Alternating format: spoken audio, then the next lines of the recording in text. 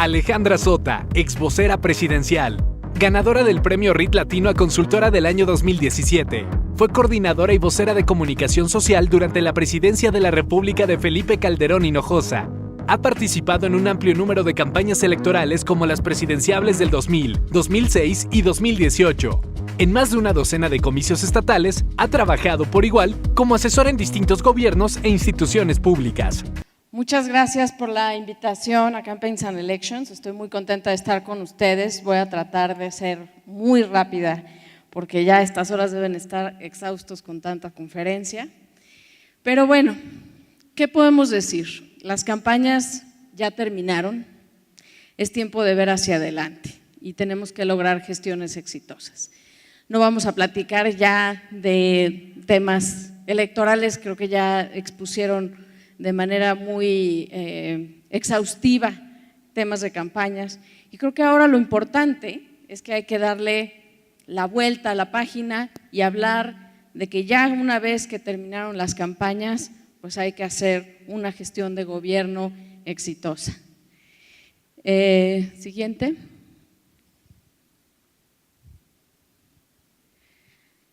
¿Qué pasa con lo que escucharon anteriormente versus lo que pasa ya en gobernar? Que es muy diferente la comunicación en campaña que la comunicación cuando eres gobierno. Es muy distinto, ¿por qué? Siguiente. En campaña, ¿qué pasa? Tenemos confrontación de ideas, tenemos que exponer por qué somos mejores que el otro, por qué vamos a ser la opción ganadora. A esto le llamamos que tenemos una lógica de suma cero, es decir, tenemos que ganarle al otro y por lo tanto unos pierden, unos ganan. ¿Qué pasa en campaña? Pues tenemos que demostrar que somos los mejores para que voten por nosotros. ¿Qué pasa en gobierno? Cuando hablamos ya de gobierno, tenemos que hablarle a una audiencia que es completa, es decir, no solo le hablamos a estos micro targets a los que ya están muy acostumbrados los asesores de campaña. ¿Cuál es mi target? ¿A quién le estoy hablando? ¿Cuál es la audiencia a la que le tengo que llegar? ¿Qué tiene que pasar con un gobierno que le tiene que hablar a toda la población? Y aunque suene muy obvio, la comunicación gubernamental cambia en ese sentido porque la legitimidad tiene que ser mucho mayor que lo que es la legitimidad de la audiencia específica de mi campaña y tienen que ser todos los mexicanos. Entonces el lenguaje tiene que ser más incluyente, tiene que llegar a todas las audiencias y tiene que ser una audiencia, digamos, que tenga un mensaje totalmente inclusivo. ¿Qué pasa también en la comunicación del gobierno? Enfrentamos crisis. Las crisis que se enfrentan en gobierno, ¿por qué son distintas de las crisis que se enfrentan en campañas? Las campañas son periodos muy cortos. Los gobiernos, en cambio, tienen crisis que pueden durar años. Y pues vaya que sí hemos visto crisis en los distintos sexenios que tienen larga duración o corta duración y lo importante es que sean exitosas las gestiones de esa crisis. ¿Por qué? Porque, por ejemplo, un fenómeno natural nunca va a estar excluido, jamás, de ser una crisis gubernamental. ¿Cómo la enfrentamos? ¿Cómo salen a hablar los voceros? ¿Qué dicen? ¿Cómo enfrentan la situación de aquellos que sufrieron por un huracán o por una tormenta o por un temblor? ¿Cómo enfrenta el gobierno esa crisis? ¿Qué tipo de liderazgo demuestran los gobernantes? Es la manera en cómo van a calificar tanto los electores como los medios de comunicación, la manera como se enfrenta una crisis. Ahora, ¿cuáles son las claves para una buena comunicación gubernamental? Como les decía, bueno, ya pasaron las campañas. ¿Qué retos se enfrentan quienes ya ganaron la elección? Ya pasó la elección, ya pasamos por tribunales, ya está validado, ya tenemos una mayoría amplia. Entonces, ¿cuál es la clave para mantener? A mí me preguntan muchas veces que cuánto va a durar la luna de miel del gobierno entrante. Bueno, la famosa luna de miel depende en buena medida de la comunicación gubernamental.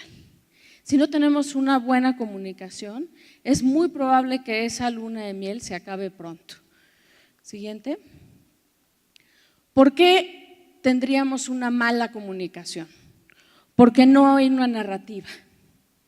Mucha gente que ahorita está preguntándose en este periodo eterno de transición, qué va a pasar con el aeropuerto, qué va a pasar con distintas políticas públicas que se discutieron en la campaña, pues ¿qué es lo que se necesita una vez que se empieza el gobierno?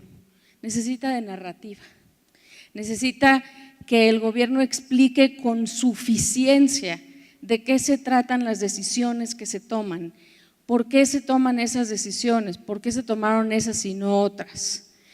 Porque también hay mala comunicación cuando se acumulan crisis que están mal libradas. Muchas veces lo que escuchan ustedes en los medios de comunicación es qué mal enfrentó este político o este presidente la crisis, qué mal habló ante los medios, qué mal se expresó cuando fue a ver a los damnificados de algún fenómeno natural, qué tarde están llegando los apoyos. Llegaron los apoyos, pero llegaron muy mal. Hace poco hablaban de unos colchones que llegaron mal, que llegaron rellenos de pañales y con hongos, en fin. Eso todo está al escrutinio de los medios de comunicación. Y toda la magia que se genera en las campañas, por la cual creemos en una opción y votamos por esa opción, pues se puede difuminar muy rápido y podemos decepcionar muy rápido a los ciudadanos si no enfrentamos crisis de manera exitosa. Y otra manera es cuando hay decepción respecto a las expectativas. Suena evidente, pero la verdad es que los tiempos que la campaña te permite prometer tienen un periodo en donde la expectativa tiene que enfrentarse a la realidad, y entonces esa realidad es muy difícil porque la gente espera que las expectativas se cumplan en muy corto plazo. Y ahí es cuando también tenemos que implementar una narrativa. Por ejemplo, las becas de los jóvenes. No es una política pública que se puede implementar de la noche a la mañana, requiere presupuesto, requiere de la aprobación del presupuesto en la Cámara de Diputados, requiere de su implementación, es decir, que el dinero baje a distintas dependencias, requiere que los jóvenes estén pues en algún tipo de padrón. Entonces, en lo que pasa todo ese tiempo, hay una sociedad que, como ya lo vieron con los jóvenes de hace unos minutos, pues es una sociedad que está ávida de saber en qué momento me va a llegar mi beca. Y la narrativa del gobierno, la explicación, la lógica es muy importante porque la gente puede tener paciencia cuando uno dice en qué momento se van a empezar a entregar, pero cuando hay ausencia de comunicación, entonces claramente hay decepción. Entonces, una buena comunicación gubernamental, ¿en qué consiste? Como ya lo decíamos, que cuente con un diseño de narrativa y algo muy importante que yo pongo mucho énfasis, que es la que utilice herramientas para persuadir. ¿Por qué? Porque hoy en día no es nada más importante sacar en Twitter o en un comunicado de prensa lo que el gobierno va a hacer. Es importante explicar, emocionar, motivar, traducir y ser empáticos. Aquel que no escucha qué está diciendo el ciudadano, pues fácilmente pierde su atención, pierde su apoyo, pierde lo más importante que ganaron en campaña, que es voto por esta persona porque me entiende, porque piensa como yo o porque va a resolver mis problemas. ¿Por qué es importante la traducción? Esta palabra de traduce es fundamental y mucha gente la da por sentado. Es que la gente me quiere y por lo tanto va a entender la lógica de por qué tomo esta decisión. No, hay que traducirlo, hay que decir en qué se está traduciendo un apoyo gubernamental, un presupuesto, una decisión difícil que a lo mejor no me gusta que tome el gobierno, pero que la tiene que tomar.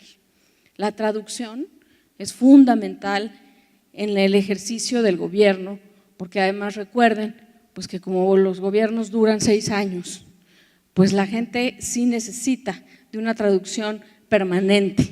En este debate que les comentaba del aeropuerto, sí se requiere de una traducción, porque una opción es mejor que otra, porque el presupuesto asignado está mal que esté asignado así, por qué se requiere del apoyo de la iniciativa privada, cuál es realmente una de las dos opciones a considerar.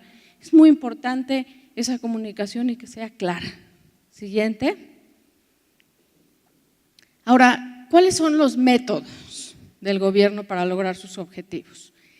Hay 3 elementos que tiene siempre un gobierno: el poder, que es ser la autoridad, ejercer el poder, ejercer la autoridad, el poder de coerción, digamos, que tiene a través de la autoridad, a través de la policía, a través de la seguridad. La negociación, cuando quiere sacar acuerdos con distintos sectores, es otra herramienta. Y la persuasión, que como les decía, es aquella que induce a los ciudadanos a estar de acuerdo con algo, a pesar de que no necesariamente su postura inicial era en ese sentido, pero a través de la persuasión, ese ejercicio, digamos que en la ausencia de persuasión, el ejercicio de poder se vuelve autoritario y genera rechazo entre los ciudadanos. Insisto, la legitimidad de ganar da la legitimidad de eso, de ganar, pero después se tiene que seguir persuadiendo acerca de todas las decisiones que se van tomando. ¿Y qué se puede lograr con una buena comunicación?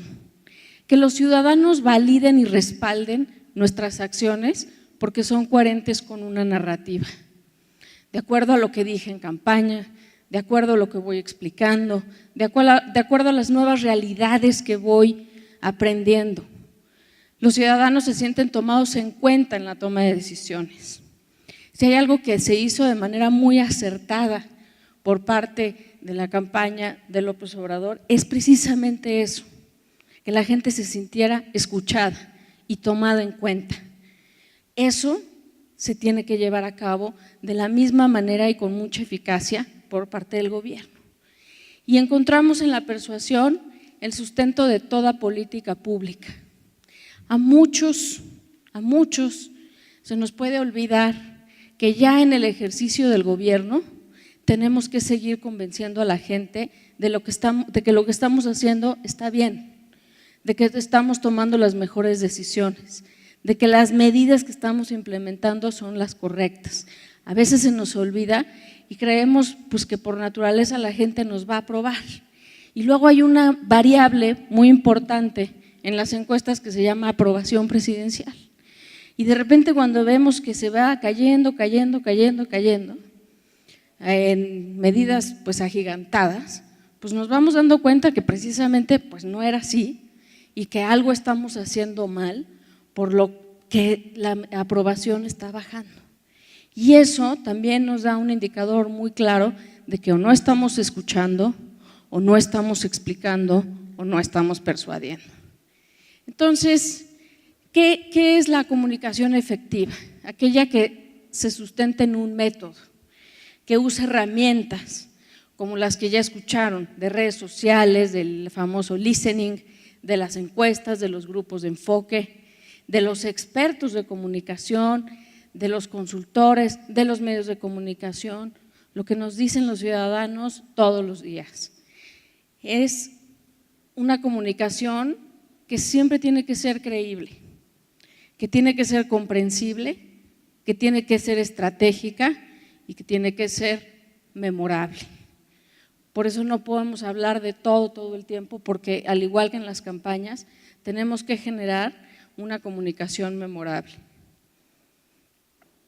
¿Cuáles son los canales para comunicar?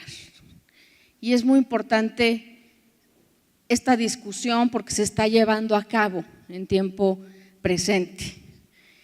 El gasto en comunicación es útil, pero no es indispensable. Ya lo han dicho muchas veces los voceros en transición, la comunicación va a sufrir una reducción muy importante en su gasto. Eso está muy bien. Nada más que el gasto en comunicación tiene una única utilidad cuando se reduce a la comunicación gubernamental que explica cosas ante, por ejemplo, las crisis, como por ejemplo la crisis de la influenza.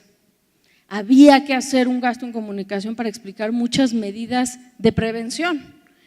Cuando la comunicación se elimina el gasto para hablar de logros gubernamentales, está muy bien, pero no debemos olvidar que siempre se va a requerir un gasto para precisamente algunas cosas que son indispensables, por ejemplo, las campañas de vacunación o las inscripciones a la escuela. Esas medidas son muy importantes y definitivamente pues se tienen que comunicar. Ahora, la comunicación requiere ser creíble y esto ya lo habíamos mencionado en la página anterior. ¿Por qué? Pues porque tenemos que generar una credibilidad sustentada en hechos, sustentada en resultados. Y por último, siguiente, recurrir a nuevos modelos de comunicación que ya les han expuesto muchas veces, obviamente, las redes sociales, todos los instrumentos que ya les han expuesto con anterioridad, que son fundamentales, y eso es lo que permite, como ya se ha demostrado, que no se requiere de muchísimo gasto, no se requiere de gastar muchos millones en publicidad, pero sí se requiere que esa comunicación sea creíble y que esté en estos nuevos canales de comunicación. ¿Qué pasa con los medios? Son nuestros aliados en la difusión de información, pero siempre van a ser críticos en las crisis. Y esto es muy importante porque las crisis a las que nos vamos a enfrentar muchas veces, pues ¿qué es lo que sucede? Nos tienen que indicar cuál es la ruta a seguir y en construir un camino, digamos, por ejemplo aquí que pongo este ejemplo. Si vemos, por ejemplo, que hubieron en el 2018 320 alcaldes que buscaron la reelección y solo 188 tuvieron resultados favorables, ¿a qué creen que se atribuye? Pues a lo que hemos estado hablando, a la comunicación y a los resultados. Buenos resultados mal comunicados o malos resultados y por lo tanto pues también incapacidad para construir una narrativa exitosa. ¿Qué necesitamos? Que una buena gestión y comunicación de gobierno nos va a dar una mayor posibilidad de generar éxito electoral. Pero si falla, es muy difícil revertirlo en campañas y es precisamente una de las cosas pues, que vimos en el pasado proceso electoral. Ahora, ¿qué es una crisis? Y a mí me gusta mucho una frase de Kennedy que dice que cuando está escrito en chino, la palabra crisis está compuesta por dos caracteres. Uno es peligro y el otro es oportunidad. Crisis nunca las vamos a dejar de tener, pero siempre cuando las tenemos es un peligro para caernos 20 puntos en aprobación o para tener una crisis de legitimidad, pero también es una oportunidad para demostrar de qué estamos hechos, para demostrar el liderazgo que tenemos para conducir pues, las riendas de un país, de un estado, de un municipio. Lo que caracteriza obviamente a una crisis es la incertidumbre, por eso es crisis, porque no sabemos los resultados que van a haber, no sabemos qué es lo que va a pasar, menos por ejemplo en un fenómeno natural, lo veíamos, decían va a venir el peor huracán de la historia y resulta que pues no lo fue, pero que sí estuvimos preparados o pues no estábamos tan preparados y ahora estamos enfrentando una situación terrible como la que se vivió, por ejemplo, en Oaxaca. Una buena gestión de crisis reduce, obviamente, parte de la incertidumbre. Ahora, ¿qué es lo que pasa con los efectos indeseables de una crisis? Que vamos a provocar un escrutinio mediático brutal. Lo veíamos con el tema, por ejemplo, de las entregas de los apoyos de las famosas tarjetas, ¿no? Y eso provocó un escrutinio brutal. Puede motivar auditorías e investigaciones judiciales. altera el curso de la agenda legislativa, de repente entonces ya todos son puntos de acuerdo y motivaciones en las cámaras para hablar de estos temas y entonces alteramos ese curso y daña la reputación y el futuro político de los actores involucrados. Entonces, esos son los efectos que no queremos. Siguiente. Y nadie es inmune a una crisis, evidentemente, nadie. Y vamos a verlas durante todos los gobiernos y lo interesante y de lo que se escribe en libros y de lo que se hace en estudios de caso en las universidades es de cómo se enfrentaron, si se enfrentaron de forma exitosa y qué novedoso o qué positivo se hizo en esa crisis. Por eso la pregunta no es si te vas a enfrentar a una crisis, sino cómo y cuándo. Y por último les voy a platicar, les prometí que iba a ser muy breve y eso es lo que acabo de hacer. Esto fue, para no entrar en polémicas nacionales, escogí un ejemplo internacional. Hace unos meses el presidente Macri dio un mensaje a la nación. Eran como 7:30 de la mañana, anunciaba que ante la muy difícil situación económica iba a haber un apoyo por parte del Fondo Monetario Internacional. Esto iba a alivianar por completo la situación, pero lo dio, uno, en un lenguaje que no entendió nadie, un lenguaje muy técnico, nadie lo entendió. Dos, lo dijo con un retraso de 9 horas de diferencia con el Fondo Monetario Internacional para que confirmara lo dicho por Macri. Eso generó una incertidumbre que disparó la inflación, el tipo de cambio, el riesgo país y se fugaron miles de millones de dólares.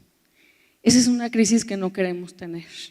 Es decir, ante un mensaje mal diseñado, ante un mensaje que está mal hecho, ante un mensaje que no está coordinado con la otra institución que nos va a apoyar, pues tenemos la crisis que sufrió. Y la crisis fundamental que se está viviendo, hace poco estuve por allá, es de comunicación. Si ustedes ven los noticieros, los debates, los ejercicios de análisis político que se están haciendo allá, una de las principales claves que dicen es lo siguiente. Primero, el equipo de campaña fue el mismo que el equipo de gobierno y no hicieron ningún ajuste en términos de qué es una comunicación de campaña y qué es una comunicación de gobierno. Y segundo, un solo vocero concentró absolutamente toda la información, todo el poder, toda la negociación y por lo tanto es este personaje, Marcos Peña, que fue el jefe de campaña de Macri, ahora es su jefe de gabinete de ministros, pero que concentra toda la comunicación. Ningún ministro puede hablar sin pedir permiso, es una comunicación absolutamente centralizada. Entonces, pues sí, evidentemente, como ya lo mencionan algunos analistas, el mensaje fue dirigido hacia las personas equivocadas y lo que ya les menciono de las críticas. Vámonos atrás un poquito, para atrás. No, para atrás. Esa. ¿Cuáles son los datos? 108% de devaluación del peso, 32% de inflación, una fuga de 4.400 millones de dólares. En la semana que les estoy platicando, 1.000 millones de dólares.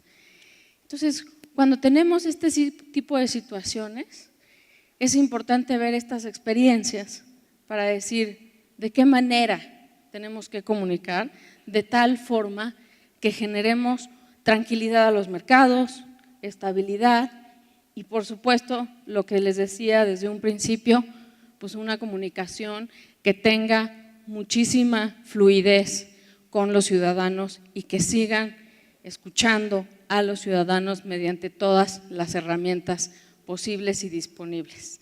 Con esto me despido, muchas gracias.